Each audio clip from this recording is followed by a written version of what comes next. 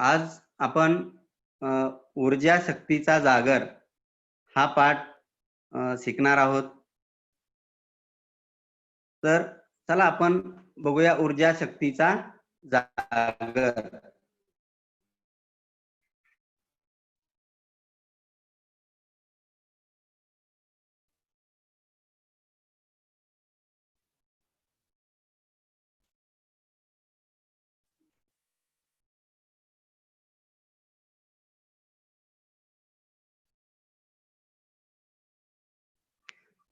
देखो, ऊर्जा शक्तीचा जागर लेखक डॉक्टर रघुनाथ माशेलकर 1943 1943. ऊर्जा शक्तीचा जागर. ऊर्जा मतलब एनर्जी, शक्ति मतलब पावर. इस एनर्जी और पावर का जागर यानी जागृति दिखाया.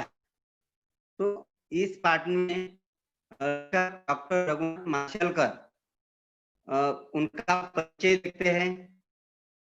अंतरराष्ट्रीय ज्येष्ठ वैज्ञानिक, वो अंतरराष्ट्रीय एक नाम के ज्येष्ठ वैज्ञानिक थे. ग्लोबल रिसर्च अलायन्स चे अध्यक्ष, रॉयल सोसायटी लंडन चे फेलो, वैज्ञानिक व औद्योगिक संशोधन संस्थेचे अध्यक्ष मोलाचे योगदान आहे. तो देखो, एक वैज्ञानिक होने के नाते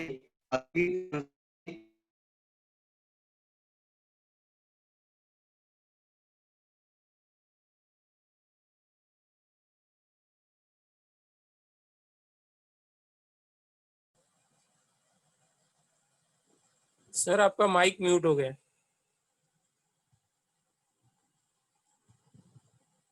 माइक चालू करो सर.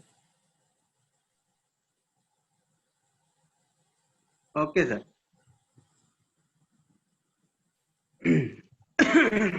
औद्योगिक संस्था के अध्यक्ष होने के नाते उन्होंने संस्था की कार्य की व्याप्ति बढ़ाने के लिए उनका बहुत बड़ा योगदान रहा है. पद्मविभूषण पुरस्कार सन्मान त्यांचे नव्या भारताचा, पंचशील नव्या युगाचे, टाइम्सलेस इन्स्पिरेटर, तिलक इन आवर टाइम्स, रीइन्वेस्टिंग इंडिया इत्यादि पुस्तकें प्रकाशित आहेत. तो इतने किताबें उन्होंने लिखे हैं और वो पद्म विभूषित पुरस्कार से सम्मानित हुए हैं. भारतातील मूलभूत प्रश्न सोडवण्यासाठी बौद्धिक क्षमतेच्या आधारे ज्ञानाचे अर्थपूर्ण नियोजन करणारे डॉक्टर रघुनाथ माशेलकर आघाडीचे भारतीय शास्त्रज्ञ आहेत.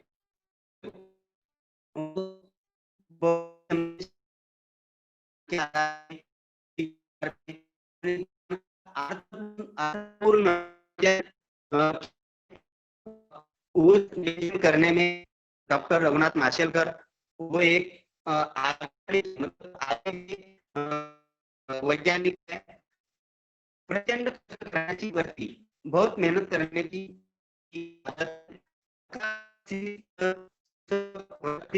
नेतृत्व गुण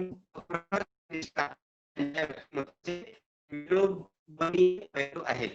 तो सकारात्मक विचार, शिस्त यानी कि डिसिप्लिन,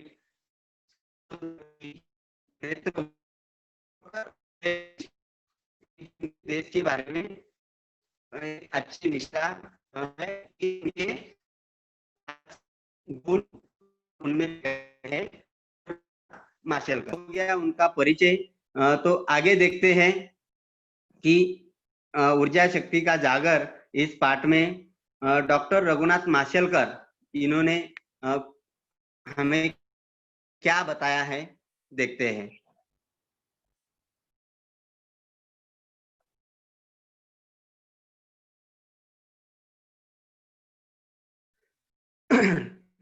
लहानपणी पित्याचे माशेलकरांना त्यांच्या आईने अत्यंत प्रतिकूल परिस्थितीत जिद्दीने शिक्षण घेण्यास प्रवृत्त केले याचे वर्णन या पाठात आले आहे. गुजर जाते हैं और पिताजी का सहारा खत्म हो जाता है, तो उसी समय माशेलकर, डॉक्टर रघुनाथ माशेलकर, उनके मन में अत्यंत प्रतिकूल परिस्थिति, मतलब गरीब परिस्थिति में माशेलकर को, लेखक को जिद्दी ने कैसा शिक्षा लेना है इसके बारे में कैसा प्रवृत्त किया है. सॉरी.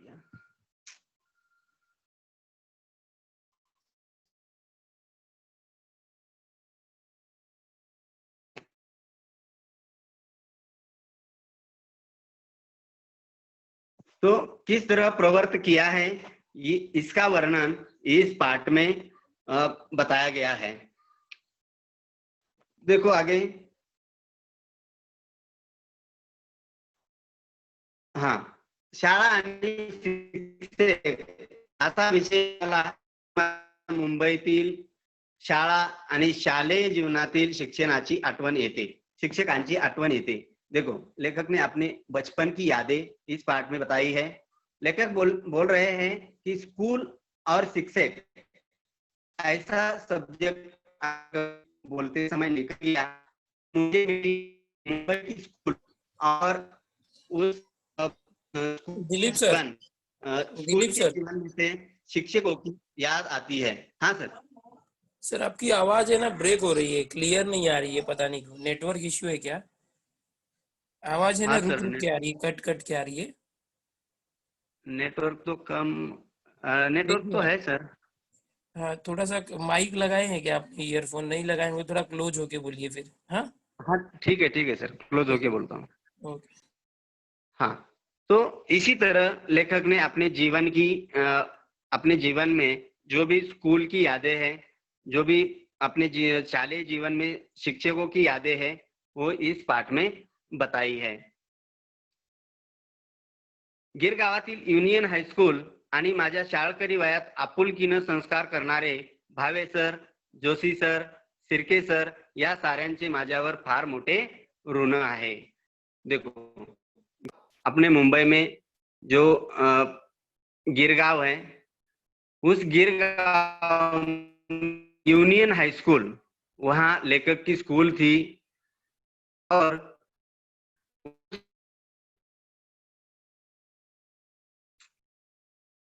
गिरगांव में यूनियन नाम स्कूल है. उस स्कूल में जब लेखक स्कूल के उम्र में थे, तभी उनके ऊपर संस्कार करने वाले भावे सर, जोशी सर, सिरके सर, ये सब के मेरे ऊपर बहुत बड़े उपकार है, ऐसे लेखक कहते हैं. मोठे ऋण आहे.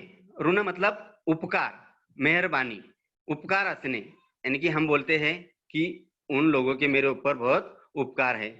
पण त्याच वेळी हेही सांगितलं पाहिजे की या शाळेशी आणि या संस्कार देणाऱ्या शिक्षकांशी माझा जो संपर्क आला, तो जिच्यामुळे आला, ती माझी परमप्रिय आई आणि माझे मामा यांचे ऋण मी कसे व्यक्त करणार.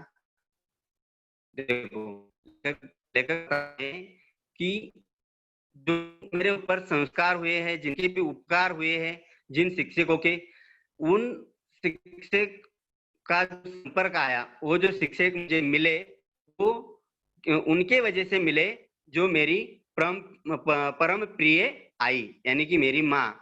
उनके लिए मुझे ऐसे इतने अच्छे संस्कार करने वाले शिक्षक मिले, इतनी अच्छी स्कूल मिली. ऐसा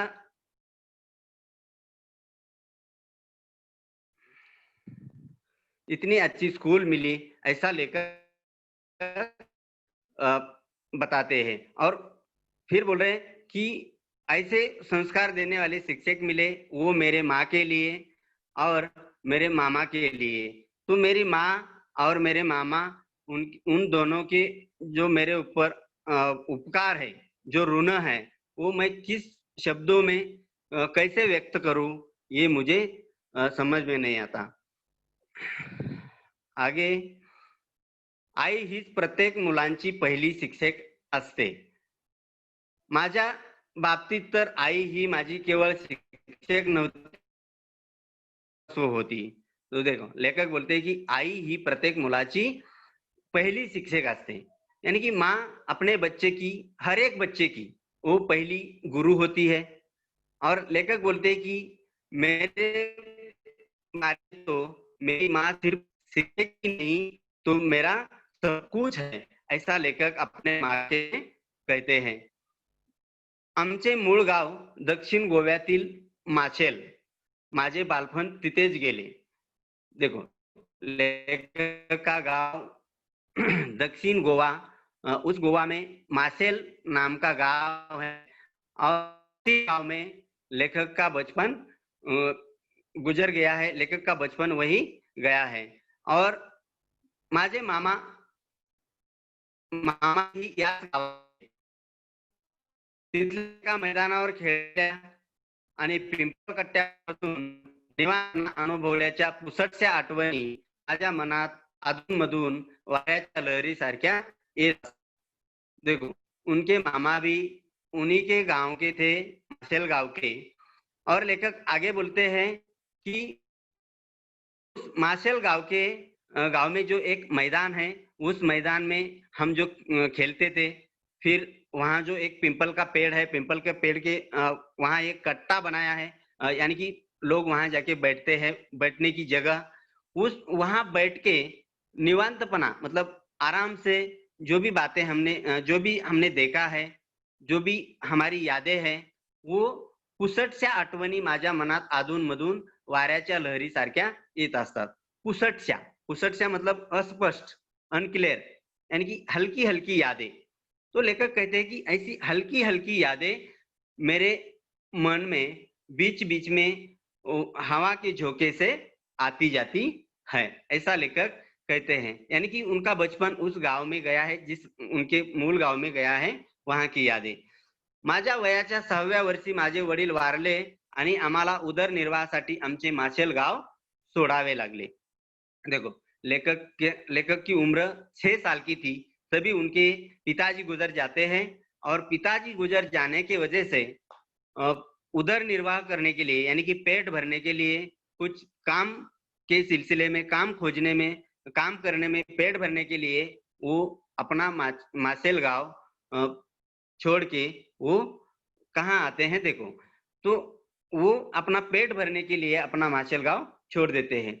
मी आणि माझी आई मुंबईत पोहोचलो. देखो लेखक और उनकी माँ मुंबई में पहुंच जाते हैं, क्योंकि 6 साल की उम्र में ही अपने पिताजी गुजर जाने के वजह से लेखक और उनकी माँ गांव में कैसा जब कमाने वाला अगर नहीं होता जाता है तो औरत क्या करेगी, इसीलिए गांव में कुछ काम नहीं मिलेगा. और मुंबई में कौन सा भी छोटा बड़ा काम मिलता है, इसीलिए वो माशेल गांव छोड़ के मुंबई चले आते हैं और लेखक और उनकी माँ मुंबई पहुंच जाते हैं. गिर गावातल्या खेतवाडीतील देशमुख गल्लीमध्ये मालती निवासातील पहिल्या माळ्यावर छोट्याशा खोल्यामध्ये आम्ही मायलेक राहत होतो. देखो वो जैसे मुंबई में पहुंच जाते हैं दोनों माँ और बेटा, तो वो गिरगांव में जाते हैं. वहाँ खेतवाड़ी में देशमुख गली है और उस देशमुख गली में मालती निवास ये बिल्डिंग है. और उस बिल्डिंग में पहले माले में एक छोटे से रूम में दोनों माँ और बेटे रहते थे. आगे आर्थिक परिस्थिती पूर्ण खालावलेली. देखो उनकी आर्थिक परिस्थिति पूर्ण खालावलेली. आर्थिक परिस्थिति यानी कि उनके पास पैसा नहीं था, बहुत गरीबी थी. यानी कि उनकी जो आर्थिक परिस्थिति है वो बहुत डाउन हो गई थी, एकदम गरीबी थी. इसीलिए दारिद्र्याशी संपर्क करणारी माझी अल्पशिक्षित आई आणि शिक्षणासाठी आसुरलेला. देखो दारिद्र्याशी संघर्ष करणारी यानी कि गरीबी का सामना करने वाली मेरी अल्पशिक्षित यानी कि कम पढ़ी लिखी मेरी माँ और शिक्षा के लिए आसुर लेला मतलब एक इच्छा एखाद्या गोष्टीची तीव्र इच्छा यानी कि किसी चीज की इच्छा मन में रखना. तो वैसे लेखक पण कोणतीच फी भरणे शक्य नसल्याने शाळेत कसा जाऊ असे प्रश्नचिन्ह घेऊन वावरणारा मी, त्यावेळचं वातावरण हे असं होतं.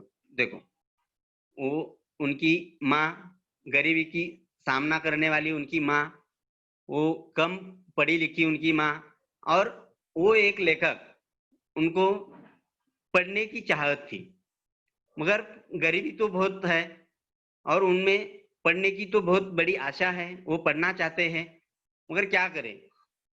पण कोणतीच फी भरणे शक्य नसल्याने, यानी कि लेखक को कौन सी भी, उनके पास गरीबी है, पैसा नहीं है, तो कौन सी भी फी भरने के लिए शक्य नहीं है, यानी कि वो फी नहीं भर सकते हैं, इसीलिए स्कूल में कैसे जाएंगे?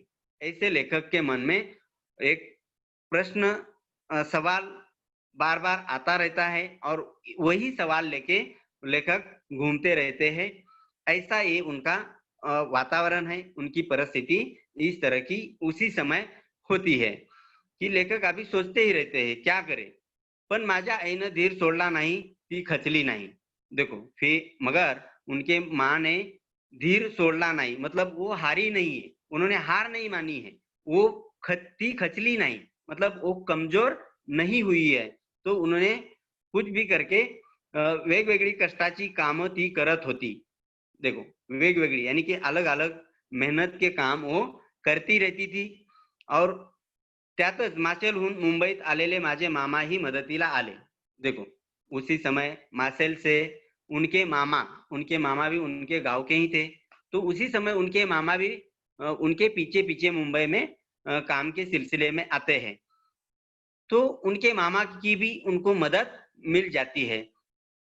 त्यांच्यामुळेच मला खेतवाडीतील प्राथमिक शाळेत प्रवेश मिलू सकला. देखो, लेखक कहते हैं कि जब हम लेखक और उनकी माँ जैसे मुंबई आते हैं तो उनके पीछे पीछे उनके मामा भी आते हैं, और उन मामा के वजह से मुझे खेतवाड़ी प्राथमिक स्कूल में एडमिशन मिला मिला है. ऐसा लेखक अपने मामा के बारे में बताते हैं. मामा की वजह से ही उनको खेतवाड़ी में प्रवेश मिलता है. ही शाळा महापालिकेची होती. माझ्याप्रमाणे शाळेची परिस्थिती बेताचीच होती. देखो, लेखक कहते हैं कि ये स्कूल यानी कि जो खेतवाड़ी की स्कूल थी, वहां मामा की वजह से उनको एडमिशन मिला था. वो स्कूल महापालिका की यानी कि महानगर पालिका अपने बीएमसी की स्कूल थी. और लेखक कहते हैं कि वो स्कूल भी मेरी तरह स्कूल की भी परिस्थिति बेताचीच होती, यानी कि स्कूल की भी परिस्थिति एकदम गरीबी की थी. बेताचीच गरीबी की मतलब दीवारें टूटी फूटी, दीवारें, छत टूटा फूटा, यानी कि बैठने के लिए कुछ बेंचेस नहीं है. ऐसी गरीबी की परिस्थिति लेखक की तरह स्कूल की भी है, ऐसा लेखक कहते हैं. और पण इथले शिक्षक मात्र मनानं खूप श्रीमंत होते. देखो, लेखक कहते कि ये स्कूल गरीब थी, मेरे जैसे गरीब थी, मगर यहाँ के शिक्षक दिल से बहुत अमीर थे. मनानं खूप श्रीमंत होते, मतलब दिल से बहुत अमीर यहाँ के शिक्षक लोग थे.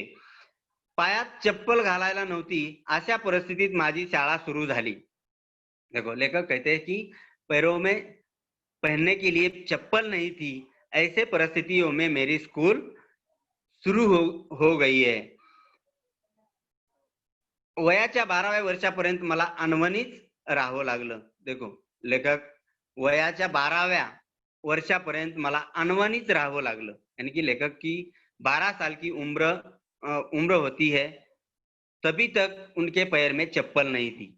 वो बिना चप्पल के ही 12 साल तक चलते रहते हैं. अनवाणी अनवाणी राहावं लागलं. अनवाणी मतलब पैर में चप्पल नहीं न पहनना.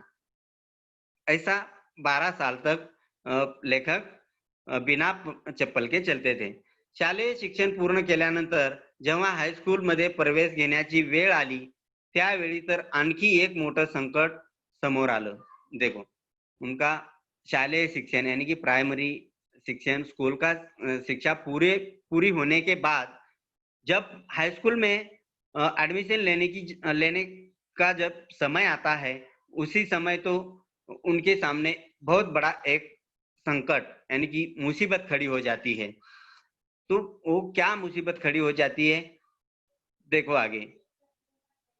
त्यावेळची हायस्कूलची फी 21 रुपये होती, पण आमच्या जवळ एवढे पैसे कुठून येणार?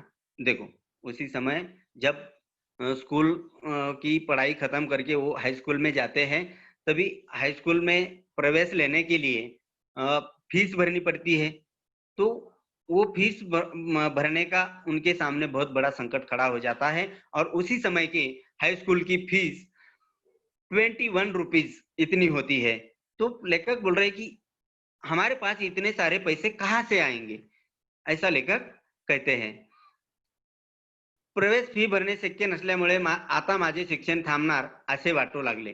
देखो, प्रवेश फी नहीं भर सकते हैं, अभी मेरी पढ़ाई रुकने वाली है। हम गरीब हैं, हमारे पास पैसे नहीं है, तो इतने सारे पैसे कहाँ से लाएंगे? इसीलिए लेखक को ऐसा लगता था कि अभी फीस नहीं भर सकते हैं और उसकी वजह से मेरी पढ़ाई रुकने वाली है। ये सोच बार बार लेखक के मन में आती थी, पण माझ्या आईने धीर सोडला नहीं। देखो, लेखक बोल रहे कि फिर मगर मेरे माँ ने धीर सोडला नहीं, मतलब वो कमजोर नहीं हुई है, वो उन्होंने हार नहीं मानी है।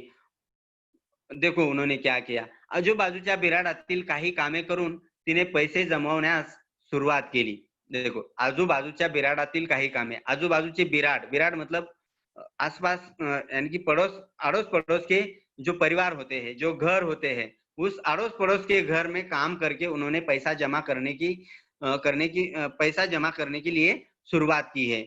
उसके हाई स्कूल के एडमिशन के लिए उनकी माँ बाजू के घर में काम करके पैसा जमा करने लगी है। त्याच वेळी तिच्या परिचयातील एक माऊली मदतीला धावली आणि माझ्या प्रवेश फीची व्यवस्था झाली। तो जब वो एडमिशन के लिए पैसा जमा करती थी लेखक की माँ, तभी उनके पहचान वाली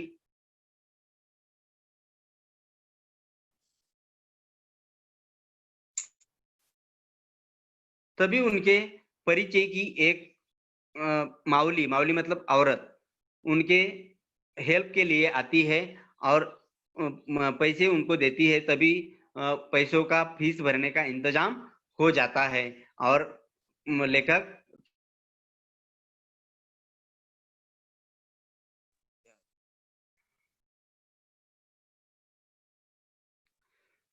तोपर्यंत गिर गावातील त्यावेळच्या नामांकित शाळामध्ये प्रवेश बंद झाले होते। देखो, तब तक गिर गांव में जो नामांकित स्कूल है, यानी कि नामांकित मतलब जो जिसका नाम है, जो फेमस है, जो फेमस स्कूल है, वहाँ वहाँ के प्रवेश यानी कि एडमिशन बंद हो गए थे। तो अखेर युनियन हायस्कूल मध्ये मला प्रवेश मिळाला आणि माध्यमिक शिक्षणातील पुढील टप्पा शुरू झाला। देखो, आखिर यानी कि लास्ट में मुझे यूनियन हाई स्कूल में एडमिशन मिला है और मेरा माध्यमिक शिक्षा की पढ़ाई यानी कि अगला टप्पा जो है, अगली स्टेप जो है पढ़ाई की शुरू हो गई है, ऐसा लेखक कहते हैं। अनेक आडी अडचणीमधून मी जमेल तेवढा अभ्यास करत होतो। देखो, वो अनेक आड़ी अड़चनीतून यानी कि वो जो जहाँ रहते थे वहाँ एक छोटा सा रूम था, वहाँ पढ़ाई करने में बहुत दिक्कत होती थी। यानी कि माँ भी वही थी, किचन वही था, पूरा सामान वही था और रूम छोटा सा था। उस छोटे से रूम में बहुत मुसीबत आती थी लेखक के ऊपर, फिर भी वो जैसा जमेगा वैसा वो पढ़ाई करते थे। पण त्या छोट्याशा खोलीत जागा अपुरी पडायची। लेखक बोल रहे कि मैं जैसा होगा वैसा मैं पढ़ाई करता था, मगर उस छोटे से रूम में जगह कम पड़ती थी, ऐसा लेखक कहते हैं। अभ्यासाला पूरक वातावरण नव्हते, यानी कि पढ़ाई के लिए भी पूरक यानी कि अच्छा ऐसा वातावरण नहीं था उनके घर में।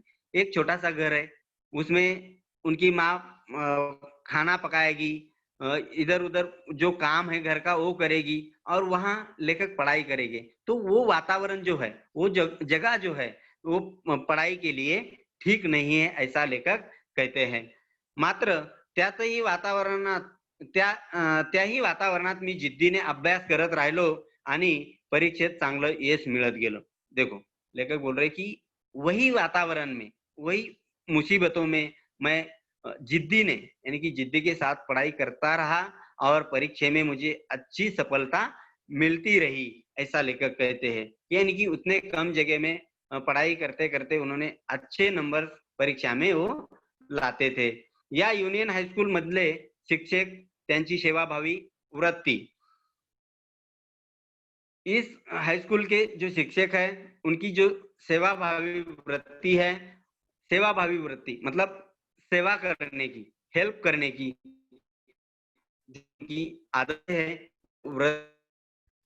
विद्यार्थ्यांना विद्यार्थ्यांना शिकवताना त्यामध्ये त्यांनी स्वतःला झोकून देणे आणि निरपेक्षपणे केलेले मार्गदर्शन त्यामुळे माझ्या केवळ शालेय अभ्यासाचाच पाया झाला असं नाही, तर आयुष्याचा झाला.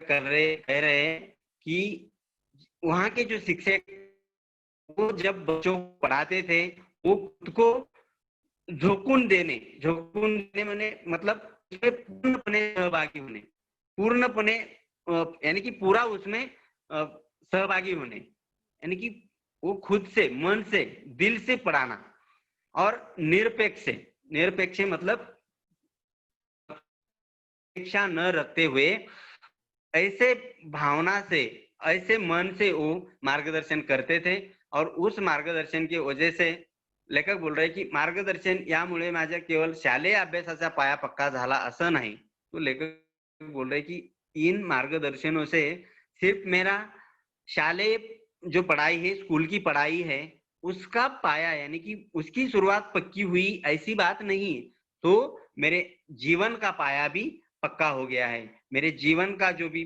जीवन है वो मुझे जीवन की शुरुआत है वो पक्की हो गई है उनके वजह से, ऐसा लेखक कहते हैं. देखो, निरपेक्ष मतलब अपेक्षा रहित, यानी कि कोई भी अपेक्षा न रखते हुए वहां के शिक्षक पढ़ाते थे. शिक्षणाबद्दल एक आंतरिक वड वाटू लागली. देखो, लेखक को वहां की स्कूल, वहां के शिक्षक, उनके वजह से लेखक को शिक्षण के प्रति एक आंतरिक ओढ मतलब एक आवड, मनापासून, आंतरिक मतलब अंदर से, मन से, और ओढ मतलब आवड यानी कि एक दिल से पढ़ने की चाहत उनके मन में निर्माण होती है. आमच्या हाईस्कूल मध्ये दर शनिवारी चाचणी परीक्षा घेण्यात येत असे. देखो, उनके हाईस्कूल में हर शनिवार के दिन, हफ्ते में शनिवार के दिन एक चाचणी परीक्षा लेते थे. आमचं हाईस्कूल गरीब होतं. लेखक बोलते कि हमारी स्कूल गरीब थी, त्यामुळे उत्तर पत्रिका घरून न्यावी लागायची. इसीलिए जो उत्तर पत्रिका है वो चाचनी के लिए जो पेपर लगता था, जो उत्तर पत्रिका लगती थी वो घर से लेके जाना पड़ता था, ऐसा लेखक कहते हैं. त्यावेळची तिची किंमत फक्त 3 पैसे असायची.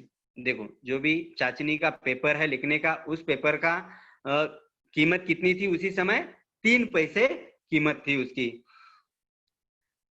आपल्याला कदाचित पटणार नाही, पण तेव्हा दर आठवड्याला हे 3 पैसे उभे करताना देखील माझ्या आईच्या डोळ्यात पाणी उभं राहायचं. आजही हे आठवलं की माझ्या अंगावर काटा उभा राहतो. देखो, लेखक बोल रहे कि आपको विश्वास नहीं होगा कि उस समय आठवड्याला हे 3 पैसे उभे करताना यानी कि 8 दिन में अगर ये 3 पैसे जमा करने के लिए मेरी माँ के आंखों में पानी आता था, और ये बात आज भी मुझे याद आती है तो मेरे शरीर पे रोंगटे खड़े हो जाते हैं, ऐसे लेखक कहते हैं कि उसी समय ये 3 पैसे जमा करने के लिए बहुत मेहनत करनी पड़ती थी. और ये बात अगर लेखक को आज भी याद आती है तो उनके शरीर पे रोंगटे खड़े हो जाते हैं. तिने माझ्यासाठी प्रचंड कष्ट केले, पडेल ते काम केले. लेखक बोलते हैं कि मेरी माँ ने मेरे लिए बहुत मेहनत की है और जो मिलेगा वो काम उन्होंने किया है. काँग्रेस हाऊस जवळ काही काम मिळणार आहे असं समजल्यानं एकदा ती तिकडे गेली. देखो, गिरगांव में कांग्रेस हाउस है, उस कांग्रेस हाउस के पास कुछ काम मिलने वाला है, ये बात जब उसको समझ में आती है, समझती है, तो उस समय लेखक की माँ वहां चली जाती है और वहां जाने के बाद लेखक की माँ जब वहां जाती है काँग्रेस हाऊस के पास, तब रांगेत उभी राहिली तशीच ताटकळत. पण त्यावेळी तिला सांगण्यात आलं की फक्त तिसरी किंवा त्यापेक्षा अधिक शिकलेल्यांनाच काम दिलं जाईल. देखो, वो वहां जाके कतार में खड़ी होती है कि कुछ तो काम मिलने वाला है. वहां बहुत सारे लोग आते हैं, तो वो बहुत देर तक खड़ी रहती है तशीच ताटकळत, यानी कि बहुत देर तक वो कतार में खड़ी होती है.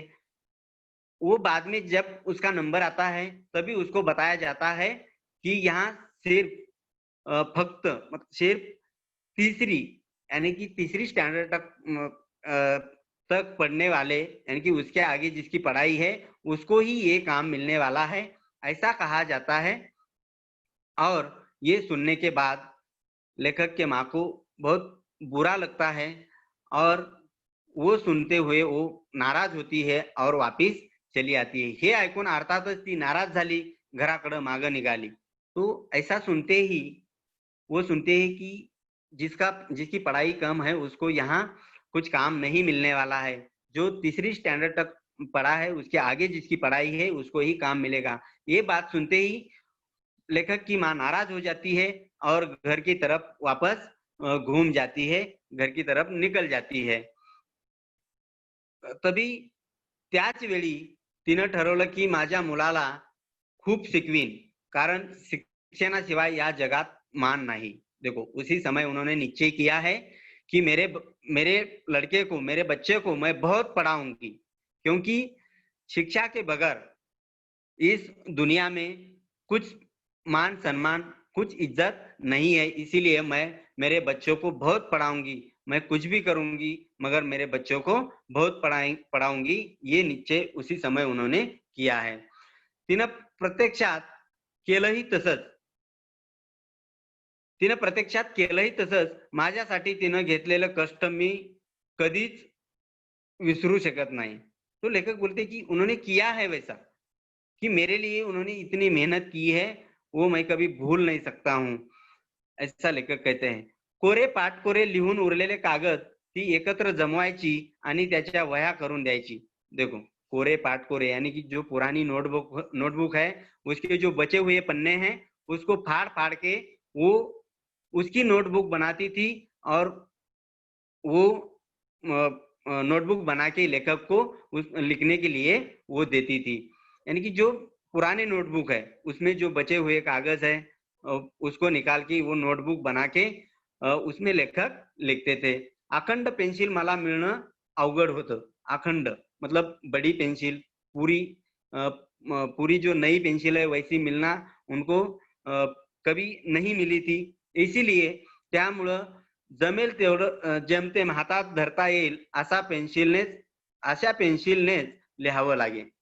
तो लेखक कह रहे हैं कि मुझे बड़ी पेंसिल कभी मिल नहीं सकती थी, इसीलिए मुझे जेमतेम, यानी कि हाथ में पकड़ने इतनी ही पेंसिल मिलती थी छोटी, और वो पेंसिल लेके ही मुझे लिखना पड़ता था. याच हाईस्कूल मध्ये मला भावे सर भेटले. इसी हाईस्कूल में उनको भावे सर मिले थे. ते आम्हाला भौतिक शास्त्र शिकवत. वो उनको भौतिक शास्त्र पढ़ाते थे. विज्ञानातील हा विषय शिकवताना त्यांनी केवळ शास्त्र शिकवलं नाही, तर त्याच विषयाची गोडी लावली आणि त्याचबरोबर जीवनाचं फार मोठं तत्वज्ञान सिखौलं. देखो, लेखक कहते हैं कि विज्ञान में से ये जो भौतिक शास्त्र विषय पढ़ाते हैं, ये जो शास्त्र पढ़ाते हैं, उस शास्त्र में उन्होंने गोडी लावली, मतलब उनकी आवड, यानी कि चाहत लगाई है, यानी कि उसके तरफ उन्होंने खींचा है. उन्होंने सिर्फ शास्त्र नहीं पढ़ाया है, तर त्या विषयाची गोडी लावली, यानी कि उस विषय के बारे में उन्होंने एक आवड निर्माण की है आणि त्याचबरोबर जीवनाचं फार मोठं तत्वज्ञान शिकवलं. आणि उस भौतिक शास्त्र के साथ साथ लेखक ने जीवन का बहुत बड़ा तत्वज्ञान बताया है, पढ़ाया है, ऐसा लेखक कहते हैं. यानी कि शास्त्र के साथ साथ बहुत बड़ा तत्वज्ञान उन सर ने सिखाया है. एके दिवशी शाळेत त्यांनी एक प्रयोग करून दाखवला. एक दिन स्कूल में उन्होंने एक प्रयोग करके दिखाया है. भिंगाच्या साहाय्याने सूर्यकिरणाची शक्ती कागदावर एकत्र केल्यास कागद जळतो हे त्यांनी दाखवलं आणि माझ्याकडे बघून ते म्हणाले, देखो भिंग यानी कि आईना, वो जो बहिर्वक्र जैसा आईना होता है, जो कांच होता है, उस कांच की मदद से उन्होंने एक प्रयोग करके दिखाया है. वो कागज पे ऐसा पकड़ा है और सूर्य किरण एक साथ करके वो कागज को जलाया है. ये प्रयोग करके दिखाया है. और लेखक के तरफ देखते हुए जो सर है वो प्रयोग करते करते बोलते हैं कि माशेलकर, तुमची ऊर्जा शक्ती एकत्र करा, काहीही जाळता येईल. तो वो प्रयोग करते करते वो माशेलकर को देखते हैं और माशेलकर को बोलते हैं कि माशेलकर, तुम्हारी जो ऊर्जा शक्ति है वो इकट्ठा करो, तुम कुछ भी जला सकते हो, कुछ भी जल जाएगा, तो तुम्हारी जो ऊर्जा शक्ति है वो तुम एकत्र करो, ऐसा लेखक कहते हैं. एकीकडे मला एकात्मतेचा मंत्र मिळाला आणि दुसरीकडे विज्ञान समजलं. देखो लेखक कहते हैं कि एक तरफ मुझे एकाग्रतेचा यानी कि मन एकाग्र करने का मंत्र मिला है और दूसरी तरफ मुझे विज्ञान समझ में आया है, ऐसा लेखक बताते हैं. आयुष्याचं फार मोठं तत्वज्ञान मला भावे सरांच्या या शिकवणीतून गवसलं. देखो यानी कि जीवन का बहुत बड़ा तत्वज्ञान मुझे भावे सर के इस शिक्षा से, इस पढ़ाई से मुझे मिला है, ऐसा लेखक कहते हैं. त्यांना मी कसा विसरू शकेन, तो ऐसे शिक्षकों को मैं कैसा भूल सकता हूं, ऐसा लेखक कहते हैं. भावे सराप्रमाणेच माझ्या शालेय आणि पुढील शैक्षणिक जीवनात जोशी सर, शिर्के सर, श्री मालेगांव वाला, ये सर उनके जीवन में है. लेखक बोलते कि भावे सर जैसा ही मेरे जीवन में, मेरे आगे के शिक्षण में जोशी सर, शिर्के सर और मालेगांव वाला सर, इन शिक्षकों का मेरे जीवन में या सर्वांनीच माझ्या व्यक्तिमत्वाच्या जडणघडणीसाठी उत्तम मार्गदर्शन केले, संस्कार केले. यानी कि इन शिक्षकों ने भावे सर जैसा ही सभी ने मेरे व्यक्तिमत्व का विकास, जड़न मतलब विकास, यानी कि मेरे खुद का विकास करने के लिए बहुत अच्छा उत्तम यानी कि बहुत अच्छा मार्गदर्शन उन्होंने किया है. संस्कार मेरे ऊपर इन शिक्षकों ने बहुत अच्छे संस्कार किए हैं, ऐसा लेखक कहते हैं. उसके बाद आयुष्याच्या उभारणीसाठी मला याच शाळेने आणि याच शिक्षकांनी भरपूर शिदोरी दिली, संघर्षासाठी आत्मविश्वास मिळवून दिला. देखो लेखक कहते हैं, आयुष्य मेरा जीवन जीने के लिए, जीवन खड़ा करने के लिए उसी स्कूल ने, उसी शिक्षकों ने मुझे बहुत सारी शिदोरी दी है. कि शिदोरी मतलब ज्ञान, बहुत शिक्षा, यानी कि आगे की जीवन में जो उपयोगी आने वाला जो भी शिक्षण है, जो भी शिक्षा है, जो भी ज्ञान है, वो दिया है. और संघर्षासाठी आत्मविश्वास मिळवून दिला. और संघर्ष करने के लिए, मुसीबतों का सामना करने के लिए मुझे एक आत्मविश्वास उन शिक्षकों ने दिया है, ऐसा लेखक कहते हैं. देखो आगे, जगण्याचे भान दिले, यानी कि जीने का भान, यानी कि मुझे भान दिया है, कैसा जिएंगे, कैसा जीते हैं, ऐसा उन्होंने दिया है. आजही फिरून ते शाळेचे दिवस आठवतात. एकीकडे प्रचंड दारिद्र्याचा सामना करतानाचे क्षण आठवतात. देखो लेखक बोलते हैं कि आज भी मुझे घूम फिर के उस स्कूल के दिन मुझे याद आते हैं. एक तरफ स्कूल के दिन याद आते हैं और दूसरी तरफ प्रचंड दारिद्र्याचा, यानी कि बहुत गरीबी का सामना करते हुए, संघर्ष करते हुए वो पल ना पल मुझे आज भी याद आते हैं, ऐसा लेखक कहते हैं. उसके बाद लेखक को पूरा याद आता है, अपनी बचपन की यादें उसको पूरी याद आती है. आणि त्याच वेळे माझी आई, माझे शिक्षक, माझी शाळा हे माझे संस्कार केंद्र डोळ्यासमोर उभे रहते. तो लेखक को जब बचपन की याद आती है, एक एक पल की याद आती है, तभी अभी वो इतने बड़े बने हैं, इतने बड़े साइंटिस्ट बने हैं, वैज्ञानिक बने हैं। तो अभी भी उनको बचपन की हल्की हल्की यादें आती है, तब तभी उनको याद आती है, तभी उनकी माँ, उनके शिक्षक और उनकी स्कूल उनको वो जो उनके संस्कार केंद्र है वो उनके आंखों के सामने खड़े हो जाते हैं।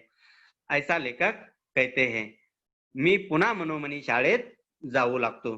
तो लेखक बोलते हैं कि ऐसा जब मुझे याद आता है, इन सभी को जब मैं याद करता हूँ, तो अभी भी मुझे मन से स्कूल जाने लगता हूँ। ऐसा लेखक कहते हैं कि मनोमनी मतलब मैं दिल से, मन से अभी भी मैं स्कूल जाता हूँ, ऐसा लेखक को लगता है। ओके। दिलीप सर, हाँ सर, बोलो। समय समय समाप्त हो रहा है। हाँ सर, हो प्रश्न गया। बच्चे पूछना चाहते हैं। हाँ, हो गया सर, हो गया। हो गया बोलिए क्या? सर। हाँ हाँ ठीक, सर। बच्चों को ये करता हूँ। हाँ, एक मिनट। हाँ, हाँ सर। जिन बच्चों को प्रश्न पूछना है हाथ उठा बेटा। रानी गुप्ता, रानी गुप्ता पूछो बेटा, माइक चालू करो। हाँ सर हाँ, पूछो। हाँ, बोलिए। जरा दे। हाँ, बोलो। चलो सेजल, सेजल पूछो बेटा, माइक चालू करो Sejal. Hello sir, good morning. हाँ गुड मॉर्निंग, बोलो, पूछो सर से। एकीकरण क्या होता है? क्या फिर से बोलो। एकीकरण एकत्रीकरण। हाँ, एकत्रीकरण, इकट्ठा करना, इकट्ठा करना। जेम तेने, जेम ओके। तेने, जेम तेने मतलब हाँ, जेम हमारी तेने, पढ़ना बेटा। आवाज नहीं आ रही है जेम बेटा। तेना। आवाज नहीं आ रही ठीक से। गुप्ता सर, आपको जेम तेन, सुना दे रहा है? नहीं नहीं, आवाज नहीं आ रही है बराबर। जेम सेजल तेम, तुम्हारी जेम आवाज तेम। नहीं आ रही है बेटा। हाँ बेटा, जेम तेम ना। हाँ, जेम तेम ऐसे थोड़ा कुछ बोलो। बहुत। हाँ, थोड़ा थोड़ा बहुत, थोड़ा थोड़ा, यानी जैसे कि वैसे थोड़ा बहुत। है, जेम तेम ओके। मतलब जैसे वैसे। हाँ ठीक है। हाँ। इमदादुल्ला, इमदादुल्ला पूछो।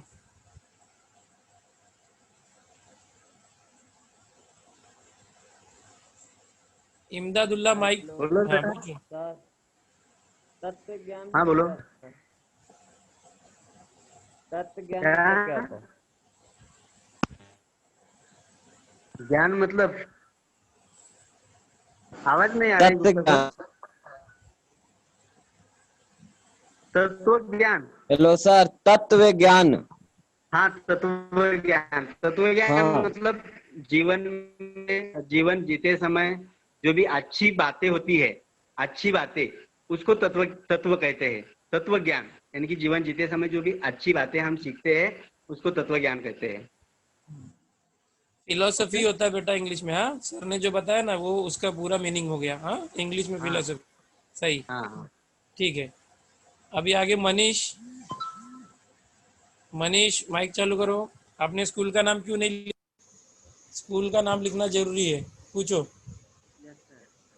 हेलो सर, मतलब लेखक का जो लेखक के बारे में आपने बताया, पेंसिल पेंसिल जोर से बोलो बेटा, जोर से बोलो। आवाज नहीं आ रही बेटा। ठीक। चलो, सभ्य, सभ्य गुप्ता,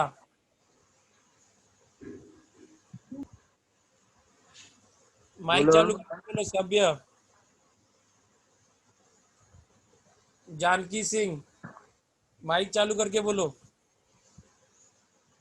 बोलो बेटा, पूछो जो पूछना है वो। सर कुछ नहीं पूछ रहे। नहीं पूछना है। हाँ चलो, शांति यादव, शांति यादव माइक चालू करो।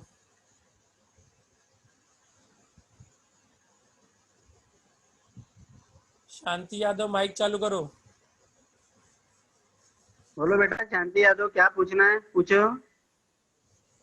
हेलो सर, हाँ, हाँ बोलो। पूछो।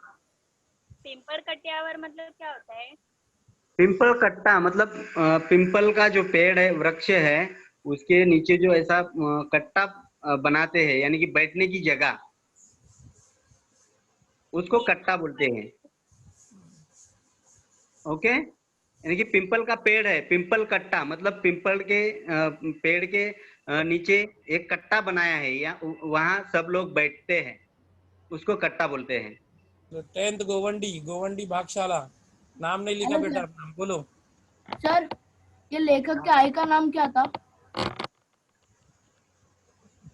लेखक के आय का नाम तो नहीं दिया इसमें। Okay sir.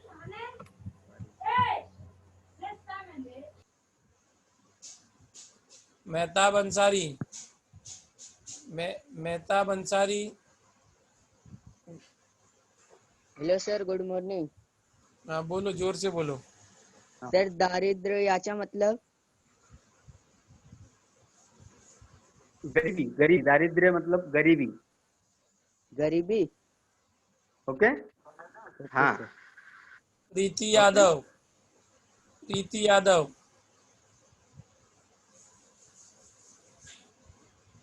वेरावली प्रीति यादव, माइक चालू करो।